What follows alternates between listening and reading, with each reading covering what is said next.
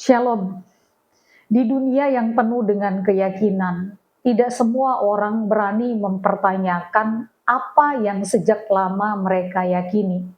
Kisah yang akan kita dengarkan ini bukan tentang siapa yang paling benar, tetapi tentang sebuah perjalanan seseorang yang berani mencari, bertanya, dan menghadapi apa yang ia temukan, meskipun itu mengubah seluruh hidupnya.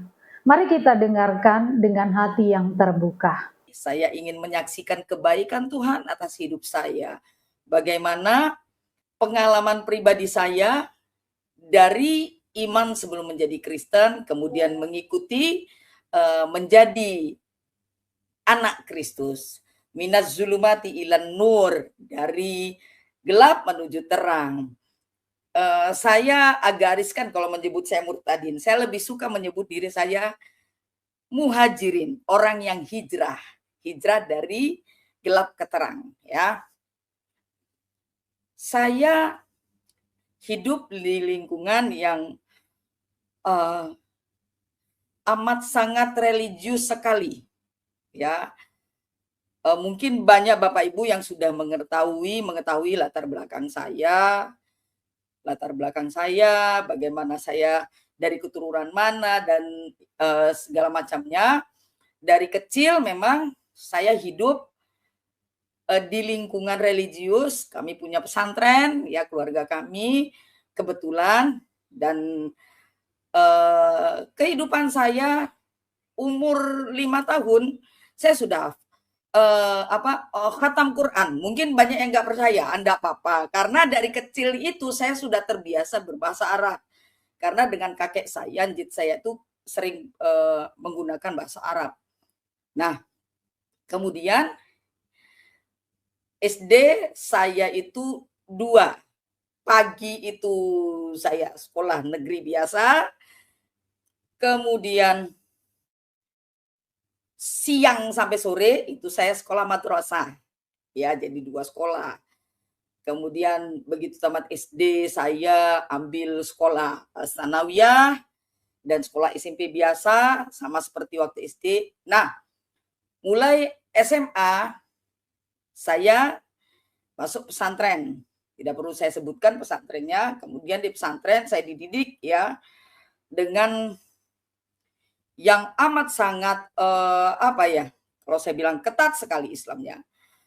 Di sana kami menggunakan cadar. Saya menggunakan cadar itu sekitar berapa tahun ya, setelah dari SMA sampai ke sekitar 5 tahun, ya. Kemudian di situ saya tetap mengasah bahasa Arab saya, karena di pesantren itu kami bilingual, bahasa Arab dan Inggris. Tetapi saya lebih sedikit lebih lah di bahasa Arab ketimbang bahasa Inggrisnya, kebetulan saja, ya. Lalu masuk fase berikutnya saya kuliah. Saya kuliah itu kebetulan dulu sempat kuliah 6 semester di sebuah kampus, kalau sekarang namanya UIN. Kalau dulu YIN namanya, ya. Salah satu YIN yang ada di Indonesia lah, tidak perlu saya sebutkan. Nah, di situ saya ngambil 2 fakultas, satu fakultas Usuluddin, jurusan perbandingan agama, kalau sekarang SAA, kalau saya nggak salah, sejarah agama-agama. Kemudian fakultas adab, jurusan sastra Arab. Jadi saya ngambil 2 fakultas, ya. Hanya sampai 6 semester. Nah, disinilah titik awal saya mengenal kekristenan, ya. Kami belajar kristologi ketika itu di perbandingan agama. Tetapi yang membuat saya kuat sebenarnya itu di pelajaran di Fakultas Adab jurusan sastra Arabnya. Ya. Kami belajar nahwu shorof, kemudian balaghah dan sebagainya. Nah, di perbandingan agama karena saya belajar kristologi waktu itu, hal-hal yang paling seru waktu itu, ya, ketika kuliah. Kenapa? Kita tahu sampai saat ini yang namanya diskusi beda iman, lintas iman, yang namanya mengetahui iman orang lain, apalagi itu iman yang di luar agama saya yang dulu, dianggap iman musuh, itu lebih hal yang lebih seksi dan lebih menarik. Ya, menarik sekali untuk dipelajari. Begitu juga saat ini ngajar di sebuah STT, ngajar Islamologi juga. Nah, itu juga sangat menarik. Pasti begitu. Nah, di situ hal yang sulit dari mempelajari kristologi adalah memahami yang namanya Allah Tritunggal. Ya, saya jujur aja itu yang paling sulit saya pahami. Dan saya memahami sampai 14 tahun, Bapak Ibu. Ya. Lalu saya belajar itu, saya tanya ke dosen saya. Jawabannya selalu ngambang, ya, karena bukan dari orang Kristen yang mengajarkan. Jadi otomatis secara pola pikir Islam, ya. Sebenarnya tuh saya cuma penasaran saja awalnya, ya. Hanya penasaran. Saya kulik apalah ini Tritunggal. Nggak ngerti juga, karena jujur ya, satu, saya tidak kenal orang Kristen sama sekali. Keluarga tidak ada yang Kristen. Kemudian saya sangat membenci Kristen kala itu. Nah, saya belajar. Waduh, nggak ketemu ini. Kemudian ada teman saya. Coba kamu bandingkan beberapa ayat ini. Dia kasih ayat saya itu tentang agak-agak mirip waktu itu, saya pikir ya, tentang Tritunggal ini. An-Nisa 171. Kemudian saya kaget di An-Nisa 171 itu tidak secara spesifik tentang Allah Tritunggal, tetapi ada kata-kata yang itu sangat terngiang di saya. Dek, saya bilang, kok kata-katanya seperti ini? Apa itu? Subhanahu ayyakuna lahu waladun. Yang artinya maha suci dia, Allah, yang baginya memiliki anak tunggal putra. Lah kan saya kaget. Sementara di surat Al-Ikhlas dikatakan lam yalid walam yulad. Gimana ini? Kok di sini dikatakan dia memiliki? Wah, itu pergolakan buat saya. Yang tadinya cuman iseng, intinya cuman ingin mencari kelemahan kekristenan, wah, timbul penasaran. Saya penasaran. Nah, saya ini orangnya suka iseng dan memang vokal dari dulu. Kemudian saya ubek-ubek lah Al-Quran ini ya. Saya baca pelan-pelan. Saya ngerti artinya, tetapi baru dibukakan. Loh, kok begini? Saya menemukan kejanggalan di mana zalikal kitabul la raiba fi. Al-Baqarah ayat 2. Zalikal kitabul la raiba fi. Diterjemahkan di situ, inilah, atau dalam kurung Al-Quran, ya, kitab yang tidak ada keraguan di dalamnya. Loh, sedangkan kata zalika itu adalah namanya isim isyarah bait min huna, kata tunjuk jauh. Artinya itu, zalikal kitabu. Loh, kok diartikan menjadi ini? Itu mulai pergolakan. Kemudian dia mengatakan Al-Quran di situ. Padahal rujukannya kemana? Ayat sebelumnya itu alif lam mim. Kok enggak match ya? Kok enggak sinkron ya? Mulai di situ, waduh, ini kok agak ini ya, agak apa yang membuat saya tuh tercengang. Saya cari lagi. Wah, ketemu lagi, banyak lagi yang itu. Dan saya tuh speechless, kok bisa begini ya? Saya mulai ragu kala itu. Itu tahun 95, Bapak Ibu, saudara-saudara ya. Tahun 95. Mulai itu tahun 96, sorry. 95, 96 itu masuk semester pertama kedua. mulai agak kacau pikiran saya. Ya, mulai awalnya apa? Nggak yes ini, saya ngomong begitu. Saya buka cadar, kaget semua teman. Kenapa ini sampai buka cadar? Semua orang kaget. Nah, mulai di situ saya pelajari lagi. Akhirnya saya mulai meninggalkan sholat pelan-pelan. Karena ini nih udah sangat ini ya, sangat apa namanya, sangat penuh.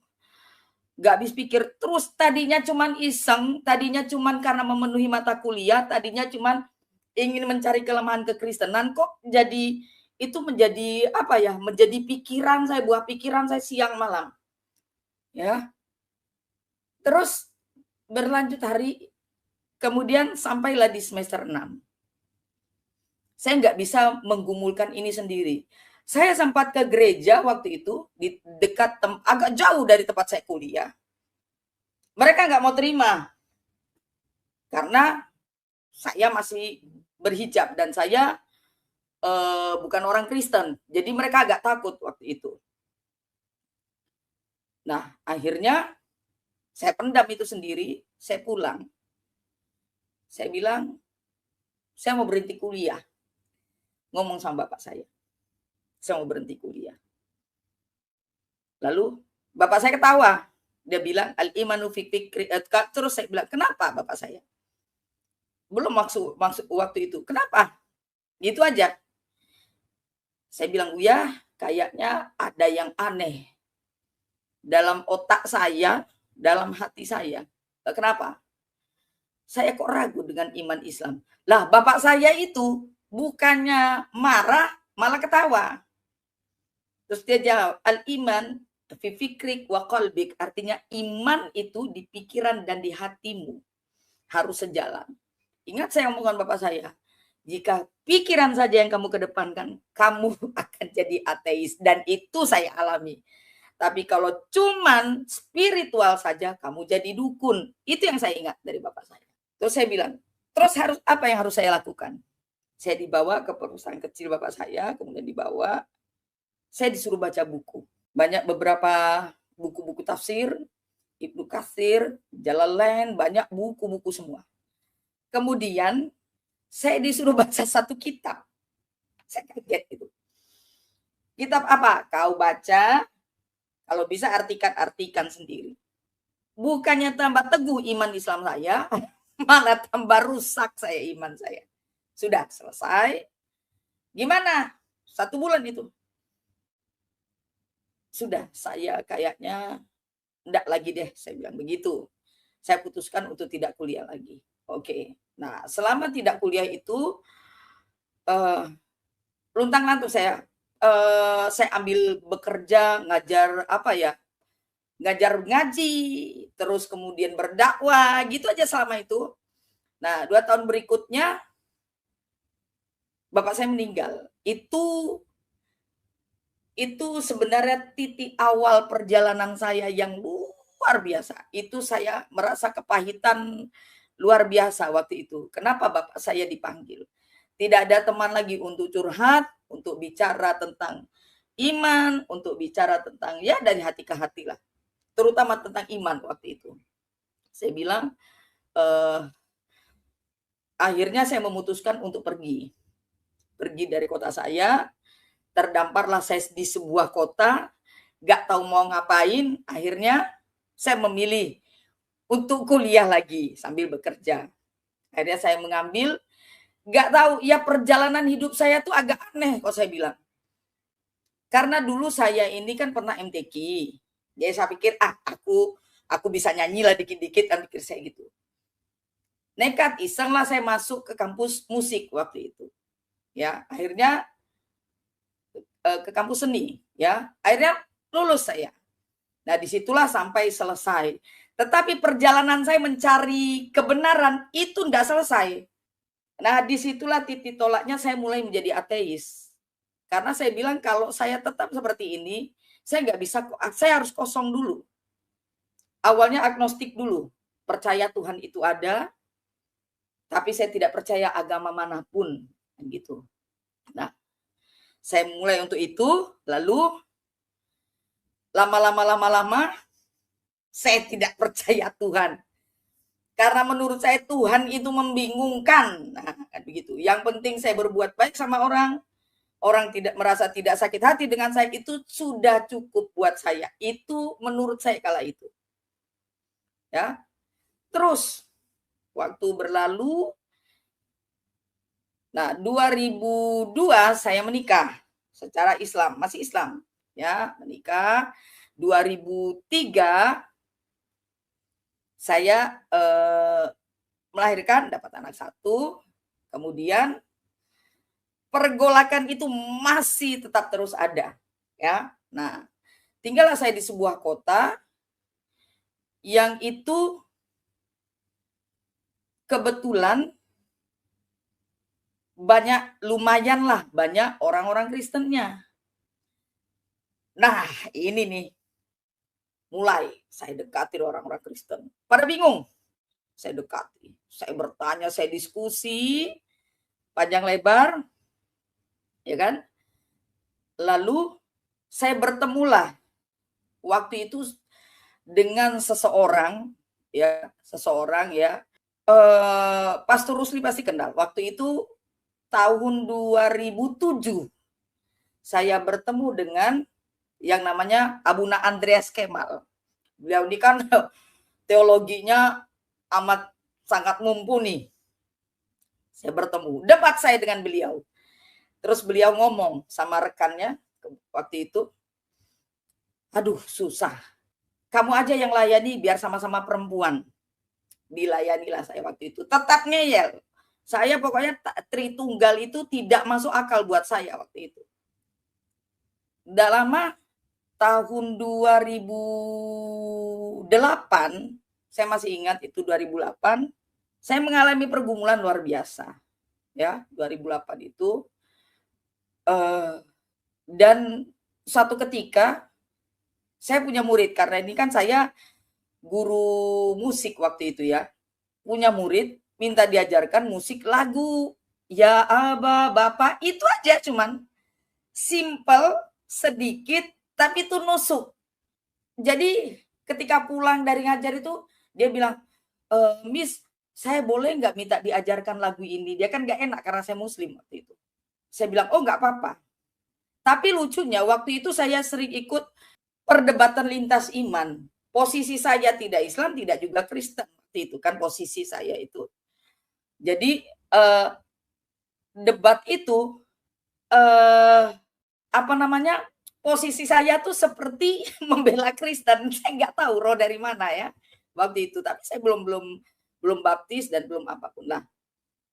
Singkat cerita, kemudian saya pulang lagi itu terngiang terus. Saya bilang, kok enak banget ya orang Kristen ini.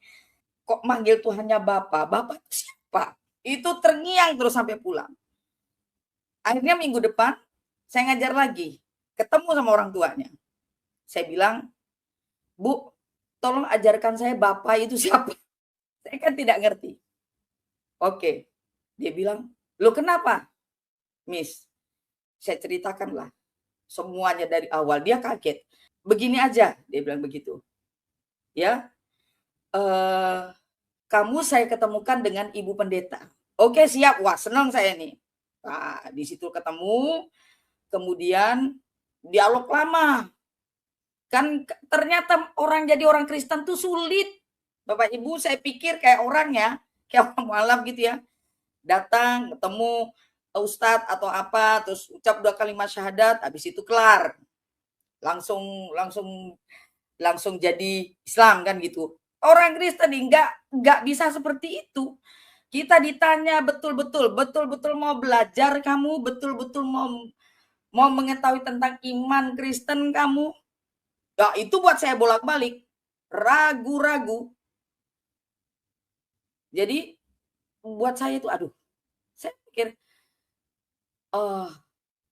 terus Ibu Pendeta itu bilang, besok datang ke sini, saya doain dulu, katanya. Oh siap Ibu. Nah, pasti doain itu kan, saya nangis. Nggak tahu ngapa, pokoknya nangis saja. Akhirnya saya pulang, besok paginya saya langsung SMS ibu itu. Saya bilang,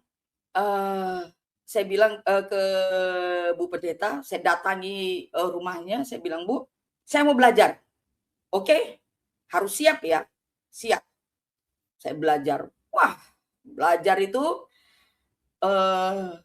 agak nyantol sedikit nih, pelan-pelan, pelan-pelan. Terus habis gitu kan, ujian, kan pakai ujian, langsung katekisasi waktu itu ujian.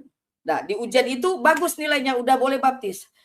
Bu, mohon maaf, tolong saya minta waktu 4 bulan lagi supaya saya mateng banget di kepala saya ini, yes saya mau baptis gitu. Akhirnya saya diberi waktu 4 bulan. Jadi waktu itu 10 bulan lah saya katekisasi. Nah, akhirnya saya baptis di tahun 2009. Ya, 2000. Wah, perjalanannya kan jauh banget dari 95 ke 2009 itu sangat jauh. Nah, di masa itu nggak ada satupun yang tahu. Ya, nggak ada satupun keluarga saya yang tahu. Pun waktu itu suami saya tidak tahu. Ya, jadi penyangkalan saya di situ. Saya menyangkal Kristus. Kalau ditanya orang ya tetap bilang saya Islam, ya kan? Karena ketakutan. Ada ketakutan yang sangat mudah. Satu, ketakutan masalah pekerjaan.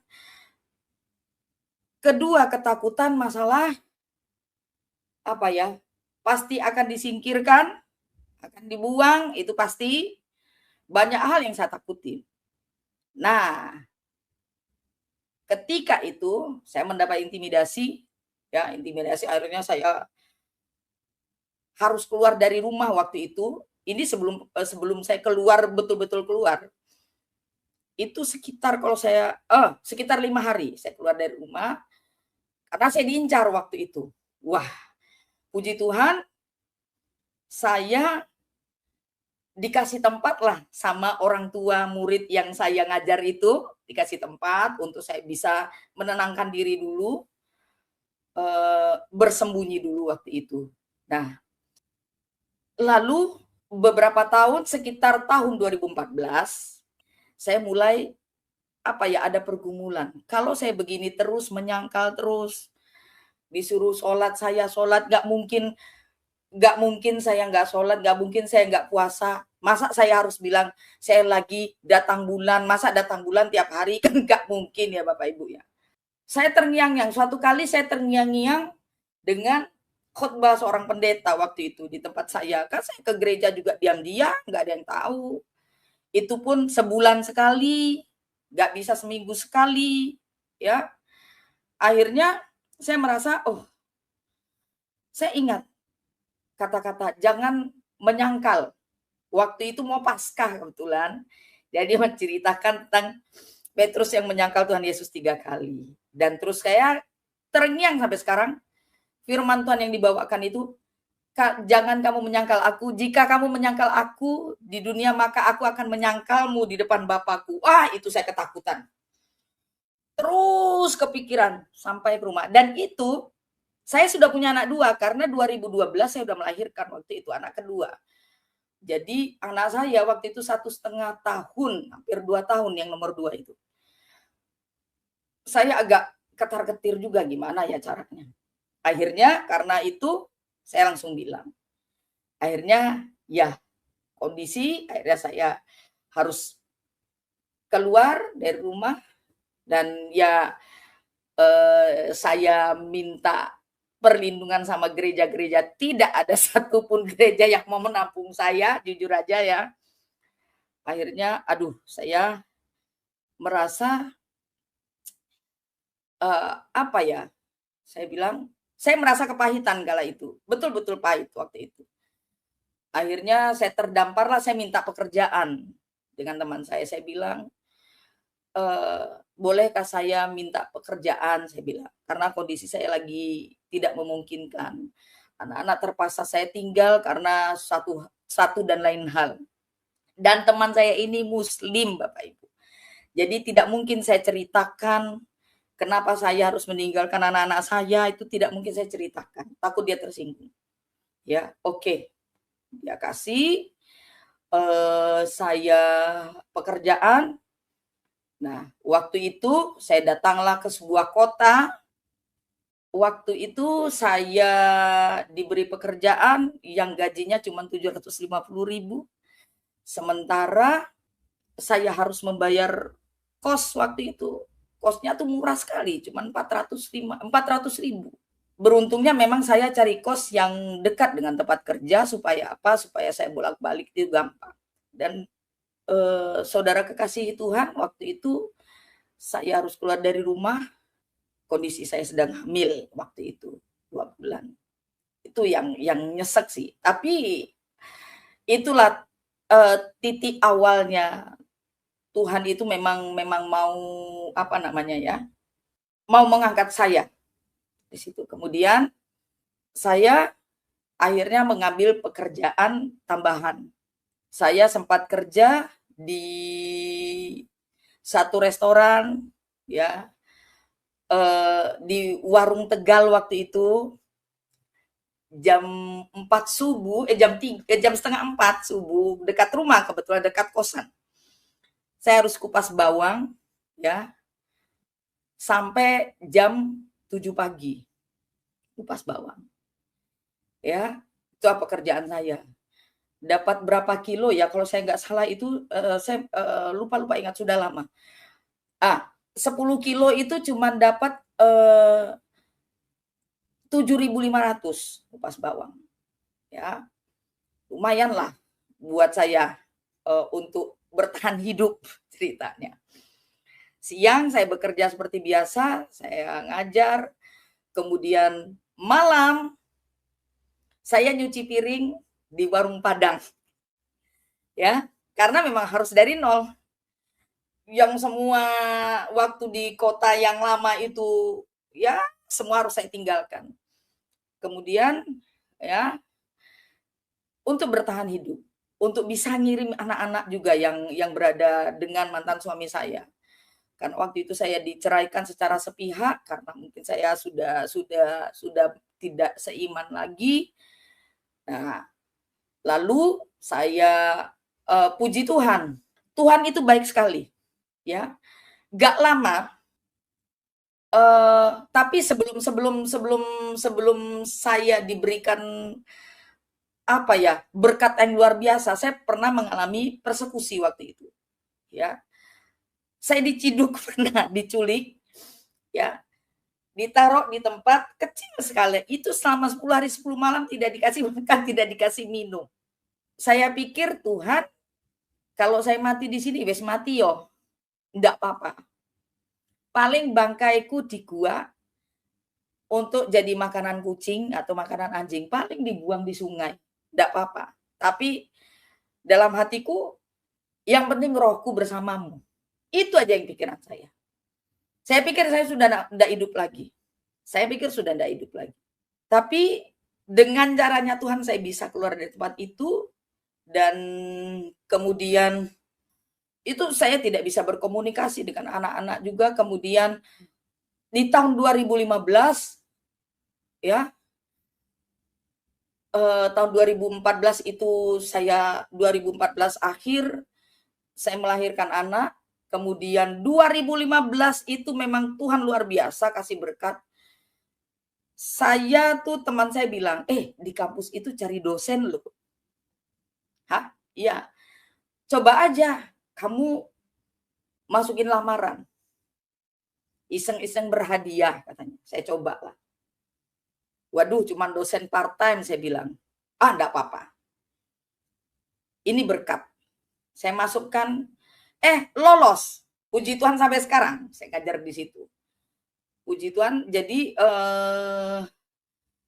kebetulan setiap saya karena dosen part time, dosen kontrak, jadi setiap setahun sekali itu saya perpanjang kontrak, dan puji Tuhannya sampai saat ini mereka masih berkenan untuk saya mengajar di tempat itu. Terus kemudian itulah Tuhan mulai pelan-pelan sedikit mengangkat saya. Dari situ saya pun kemudian pekerjaan-pekerjaan Yang tadi saya bilang ngupas bawang, nyuci piring di restoran Padang itu saya tinggalkan. Nah, bekerjalah saya di situ, di tempat itu saya mengajar sebagai seorang dosen part-time.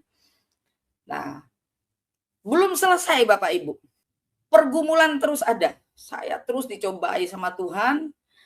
Saya belum pelayanan, saya tidak mengerti apa itu pelayanan. Yang saya ngerti masuk Kristen, baptis, seminggu sekali ke gereja.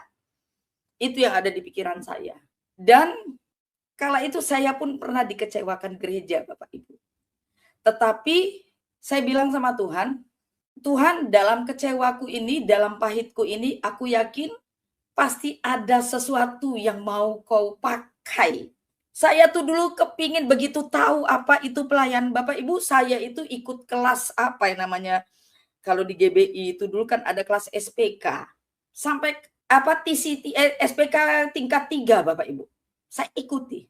Saya ikut sekolah, kemudian saya ikut sekolah misi 2 tahun. Saya ikuti. Saking kepingin pelayanan, baru tahu, itu yang namanya pelayanan.